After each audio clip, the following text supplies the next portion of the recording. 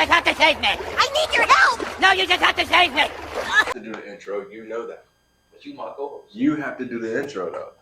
But you my co-host. You have to do the intro. Whatever, bro. We're back. Welcome to another episode of the S.O.S Podcast. It's me, Delandi, and the co-host Demetrius Holmes. HTV. Hey, I told him to do the intro. He told us it was my show. It's his show. You know what I'm saying? Our show. I'm co-host. You get what I'm saying? Host, co-host. And I'm the referee. Referee. So last episode we had the Alderwoman Monique Scott. So we just said, you know what? Let's do it again. And today we have the commissioner of the 2nd District. We have what's your name again? Michael Scott Jr. Michael Scott Jr. That's going in the reels. But yes, we have 2nd District Commissioner Michael Scott Jr. How you feeling today? I'm feeling real. I'm feeling good. I'm with two intelligent young men. Can't complain, brother. Well, we got your name, but It's all right, get man. past that. It's all right. We will. So let's start off humble beginnings in North London. Just talk about how it was living in North Lawndale, seeing the change, and then seeing the aftermath of North Lawndale coming back to its roots. So, like I said, born and raised here in North Lawndale. My entire life started off on Douglas and like Lawndale. Then we moved to Down the street. Douglas, right across from Stone Temple until I was about 10 years old. Then my father bought a 10-flat building. We moved to 15th and Albany, and so all of my life up and down. So right around the corner from here, actually. Yeah. So Oh, that's cool. 15th and Albany. So we're on Kedzie. 1 block east of Kedzie is Troy, and then Albany. Okay. Yeah. So again, born here, raised. There was nothing around here.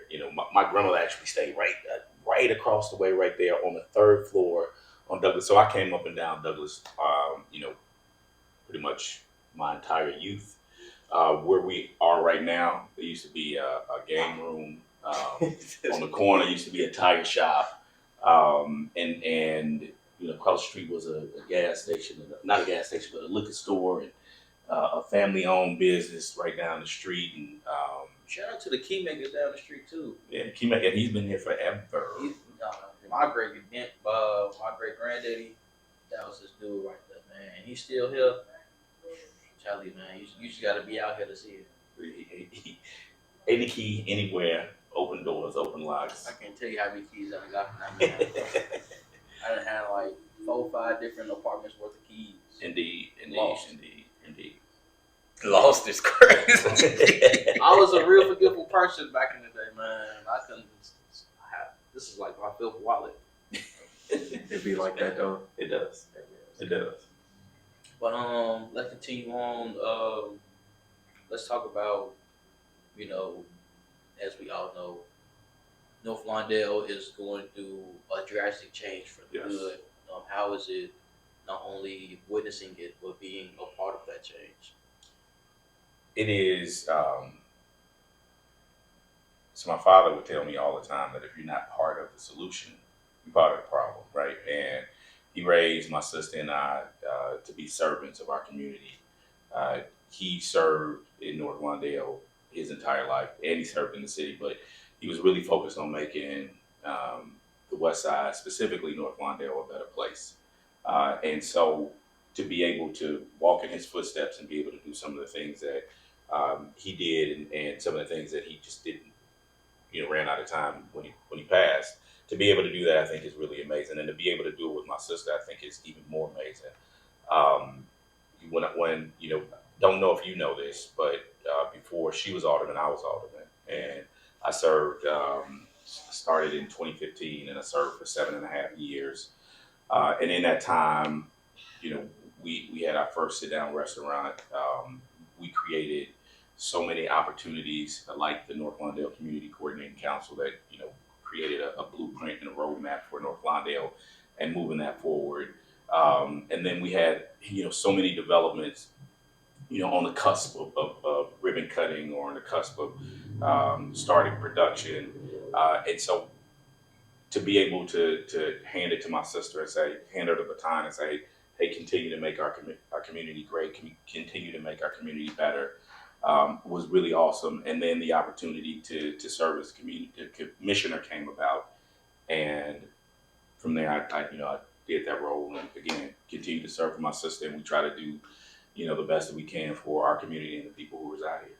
That was actually my next question, talking about Alderman Scott and her work that she's been doing here. How did it feel being able to pass that baton? It is, one of the things that I've worried about when I was thinking about leaving being alderman is we had so much momentum going in the right direction. How do we continue that momentum, and then how do we take it to another level? And I was searching and talking to people and trying to figure out, who to pass the baton to. And at first, my sister was reluctant because although she is great at this role, this is not something that I think she was comfortable with at the time, and something that she hadn't done before, right? She served in capacities at the Park District, and she served in other capacities. She volunteered in my office and helped out a lot, but she was, the crown. She never had the crown on her head, I don't believe. But to be able to turn it over to her and to watch her take what I've done and grow it and be a better alderman than I ever could be is amazing to see, your family moving in the direction, your family doing great things. And I'm just so proud of the work that she does and continues to serve our community. And like I said, I think she'd be a better alderman than I ever was. Speaking of, although you stepped down as alderman, you still stayed within committee as Yes. second district. How's that role been for you so far? As commissioner, Yes.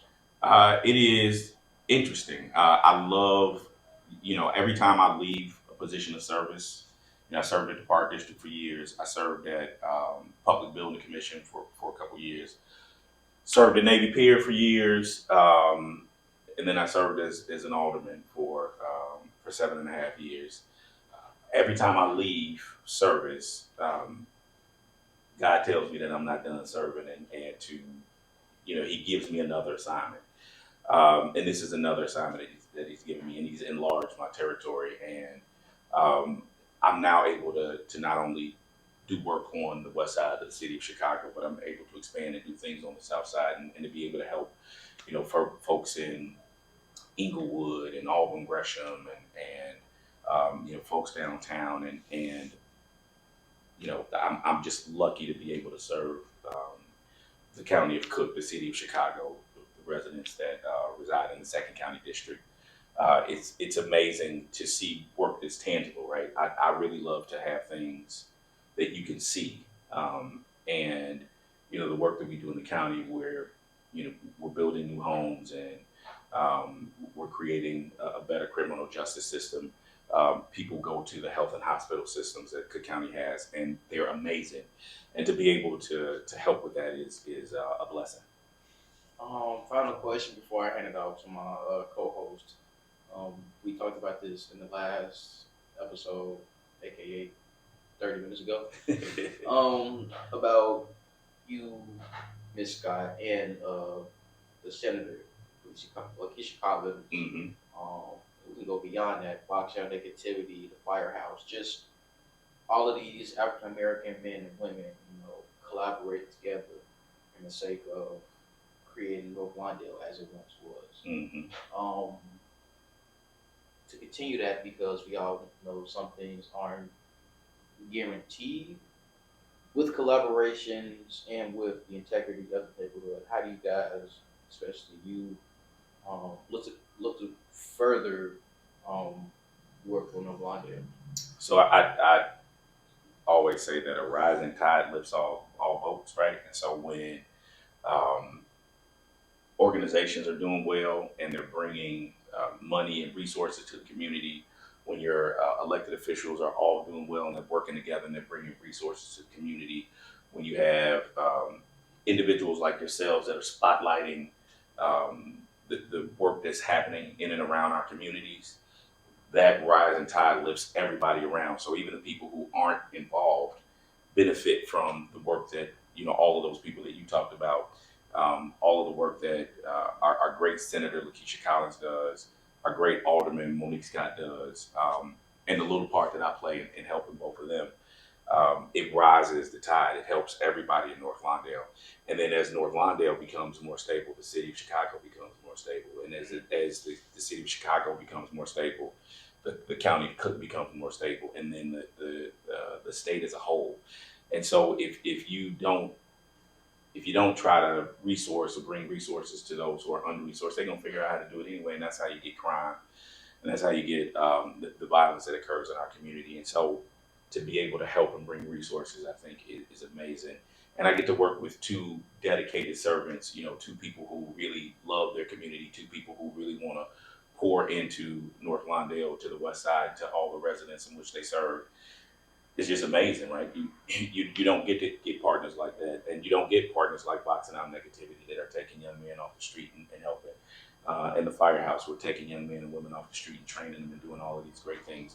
Partners like NLCCC, who created a blueprint and it makes my job a lot easier when community residents say, this is what we want. We're going to give you a plan on what we want. And then you're able to follow that plan. It makes your job a lot easier as a servant, as an elected official. I just want to say, as a servant and as a member of the North Lawndale community, we appreciate all the work you guys have done. Because this goes out for any neighborhood, especially North Lawndale. To have people who want to change the neighborhood, who's been in survival mode for over 50 years, it's a great calling, because now it's like, how do you change people? I mean, you can kind of see it every day, because like a lot of these people, we giving them resources, but they still stuck in survival mode. Yes. So it's like giving a wild animal some water. They don't really know how to, intake that, because they've never been served before. Exactly. So to do a lot of stuff that, doing you can, Boxing Out Negativity, still my all-time favorite until anything happens, the Juneteenth Parade. Oh yeah, that was awesome. Yeah. Being able to do that and making people forget that they're in survival mode is an all-time high and something you can live with. With that being said, I'm gonna give the mic to Demetrius. So one of my questions is, so the transition from, like you said, you mentioned that, you served at Park District. You served as being the alderman, and now you're currently serving as the commissioner. Mm-hmm. So what can you say, like, really helped you, like, build your way up to get to this point in your career? And did you ever feel like it was something else that you could have been doing on the other side? Well, the reason that I serve and the way that I continue to build is, it started with my father, right? It started with my father, and if you can't see it, you can't be it. That's I always say that. If you can't see it, you can't be it. And I often tell a story about when I was a young man, my father had lost his job, but I didn't know he had lost his job, because every morning he got up, grabbed his briefcase, put on the suit, walked out of the door like he was going to work, because he wanted me to see a man taking care of his household, going out, even if he couldn't, right? Even if he was putting things together, he wanted to make sure that I saw that, which instills in me a work ethic, right? Something that you got to get up every day, you got to go to work, you got to do this. And the reason that I'm able to do that is because of my father. So it all starts with him. And to see the roles that he did in the city, he served on the Board of Education for several years. Actually, was the president of the Board of Education twice. Served with three different mayors in so many different departments within the city of Chicago, and to see him and the work that he did and how it bettered our community made me want to better our community, made me want to step up and do those roles. And so, every time I serve, I want to serve with intention, right? I wanted to serve as the park supervisor of Douglas Park, because that's where I went when I was a kid. That's where I played. So I was in the beach before they converted it to a golf course. That's the pool I played in. I played in a little small gym, right? So I wanted to make sure that programs that were provided for me when I was young, I could provide those for young people. And then when I was, given an opportunity to play a greater role at the Park District, I wanted to serve on the west side of the city of Chicago, which included North Lawndale, because I wanted to make sure that the stuff that I was doing was intentionally bettering the community in which I was in. And then when I got an opportunity to serve as alderman, that was I think the cherry on top, the culmination of all of the work that I've done to be able to, like you said, change the direction of North Lawndale when people have been underserved for so many years. It was just a blessing, and I don't think it's anything that I did, that I prepared for, because you can't prepare to be an alderman. There's so much stuff that happens, that you can go to school. I went to school. I studied political science, but that helps me on the policy side. It doesn't help me on the community side, right? And so I think living here, walking the streets, being a community resident, has taught me, how to serve and how to deal with people, and how to listen. Because that's the best way that you, I think that you serve. That's the best way that you can do any of these jobs of public service, is to listen to what people say and listen to diverse people and opinions, because your opinion isn't always the right opinion, right? So listening, learning, living, and just being a resident is how I was able to matriculate through all of those positions. You mentioned that you do work on the south side of Chicago as well, also a little bit downtown, but out west is always home. Always. They say out west is the best. So my question for you is, Uncle Remus or Harold's? What kind of question is that? Uncle Remus, 100%. Okay. I'm just saying, you may get corrupted by Southside. Like, I'll eat the chicken, because the chicken is good, but it's not better than Uncle Remus. You know what I see, man? Never eat Uncle Remus on the north side. There is a Uncle Remus. Yeah, I'm exposing you. Yeah, there is a Uncle Remus. Or Harold's on Sarmac, and I think that's Michigan. Terrible. Yeah, no. Okay, I just want to see. I gotta ask. You know what's better than both of them? Drake Valley. Drake Valley, where's that, man? Y'all gotta go tap in. So another question is, you done seen generations, of people over the course of time of you being in the city and everything like that. What is something that brightens your day to know that we used to be here, but now we're here? So, I don't know if you probably have, because you talk about North Lawndale, but if you look around and if you drive and you see, all of this new stuff that's popping up, Soleil, the garden, the garden, yeah. You think about Peoria Meats that's relocating in North Lawndale in the 24th Ward. Yeah, Peoria Meats. It's right on Roosevelt, and it's right past Costner. You look at the Grace Manor that is almost ready to cut the ribbon right on Ogden and Homan. You think about the big lot on Costner and Roosevelt that the Alderwoman is working diligently to make sure that it is. Got a church over there.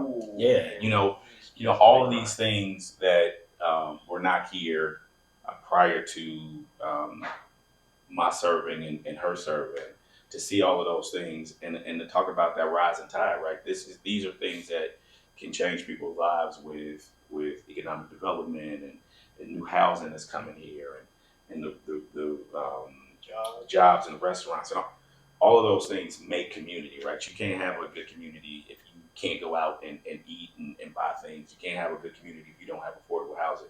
You can't have a good community if you don't have jobs for people. Because again, when people don't have jobs and they don't have resources, they're gonna figure out a way to get what they need, and that's usually how crime starts. You can't have a community without recreational stuff. Without recreational stuff, that is one of the things that I think is really important. And I just met with Lawndale Christian Development Corporation. No, Lawndale Christian Housing. I think Richard Townsend. Shout out to Richard Townsend, who does a lot of great work here in our community. He's talking about that rec center that you're talking about. 5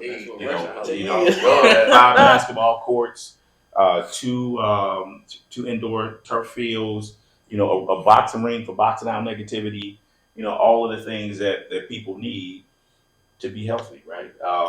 And you put all of those things together, and you got a great community. Hey, I still got it. Don't let this sick nose and these super calves fool you. I can still hoop a little bit. Just a little bit. A little bit. I mean, hey man, 17 an hour, 8 hours in a day, get my bread. Feel me? Another question I have is, since a lot comes with being a commissioner, and in order to keep the community together, so is there any way for you to keep the Bears in Chicago? Yes. Oh my God. That's a good and a tough question, man. It requires a lot to keep the Bears here. It requires the Bears to change the plans that they have out in Arlington. It requires the state to come up with some capital. It requires the city to figure out the land in which they can build the stadium. And it requires, I think, folks like you and I who want the Bears to be here to tell their elected officials that they just don't want them to leave the city of Chicago. I think that you lose a heck of a lot on Sunday in the winters if Soldiers Field is empty every weekend, right? Those are people's jobs. Those are people coming down from the suburbs and parking and shopping and buying food and all that kind of stuff. That I think that's a big loss for the city. Sorry, I had to leave. And for the state. Let's get something straight. You don't even like the Bears. You're not even the Bears. It keeps the community together. It keeps the city together, man. You need the Bears in Chicago. How are you gonna have the Arlington Heights Bears? Ugh. Exactly. They've been Chicago Bears since the merger, bro. They've been the Chicago Bears since before the merger, actually. 100 years. Yeah, 100 years. They're one of the oldest teams ever, bro. There's no way you just gonna put the Bears stadium out west. Yeah, put it out west. Put it out west. We'll take that. Put it out west. We can do that. Put that Douglas Park. We'll take that. They can. If they want the whole Douglas for the Bears, we can get on the whole Douglas Park. I get on that whole area if they keep the Bears here. Not out south though. They got the Sox. Yeah, no, they got too much already. They got the Sox Stadium out there. See how good they doing. They improving. They improving. They was top 4 like 2021 in the middle of a rebuild. Yes. Man, they in the rebuild heavy. Yeah. Last 4 years, they had the worst record ever last year. Yeah. Ever. When they both made the playoffs, they did nothing right after. Yeah, but the Sox more than like, so the Cubs was more, all right, okay, we need y'all to win because it's been over 100 years. And so now since they won, they still have been relevant. You get what I'm saying? Like, they still be like, all right, okay, we need this piece away. Or either we didn't have to move this piece because this person got injured. Versus the Sox, they went from, all right, we in rebuild mode. Oh, we just happen to be good. So now we in rebuild mode, just happen to be good. And then the following year, we trash. Like, ever since then, they got worse. They won in 2000. Hey, that was 20 years ago, sir. The only decade of sports that really matter, football wise, basketball wise, and baseball wise. And that's why you got to keep the Bears in here because the Bears community is in Chicago. That's the reason why you got to keep the Bears in. You got to keep them. What's anything that you have going on that you want the community to, just come out and participate about? So there are a couple things. One, I think I heard the Alderwoman talk about. Not my juice, my 3, 2, 1. So, the back to school event with the Alderwoman, Congressman Danny Davis, State Rep Yolanda Morris, and our great state senator Lakeisha Collins. That's going to be this Saturday on Ogden. I mean, it's this Sunday on Ogden. It's going to be a great time. And then I'm doing this property tax after death seminar. I did one with the Alderwoman already. We're doing one with Bill Conway and the folks that are downtown, and then we're going to do a couple on the south side, and just teaches people how to transfer property before their loved one passes away or after it passes away. Real important. You know, when my sister and I lost our parents, we lost them both in 2009. We had no idea how to transfer that property to one of us to make sure that it stayed in our family. And so I'm just really passionate about making sure people know that before their loved ones pass away. So. All right then. Once again, appreciate it coming out. The commish. That's me, brothers. That's me. I appreciate y'all, man, and the work that you do spotlighting our community. Real's gonna be out from hopefully tonight till Sunday. Actual videos may not come out till next week or Sunday. But we look forward to getting back on track. We'll try to do it at least monthly. High bar weekly podcast episodes, bringing in more people in North Lawndale or in Chicago to highlight the work that they do or the work they will continue to do in the future. So stay tuned. Shout out Beach TV. Go check out his content or whatever he do. Oh, I almost forgot.